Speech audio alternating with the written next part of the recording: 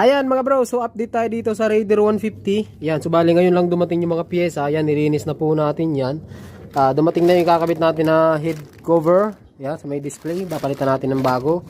Original na clutch gasket. At second hand na tail light. Ito kasi yung tail light mga bro ay pangit na yan. So papalitan natin ng original para bago, 'di ba? Tapos apat na valve seal, original din, SGP po 'yan. Ayan oh.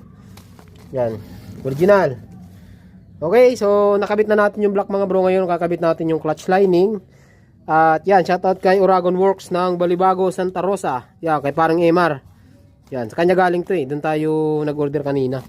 So tirahin muna natin to mga bro. Kasi abutin na naman tayo ng gabi gawa nung magkakabit pa tayo ng wirings nito. Madami-dami tayong wirings na ikakabit dito. Unahin muna natin paandarin yung makina. Kasi ang issue nito ay ayaw talaga umandar ng makina.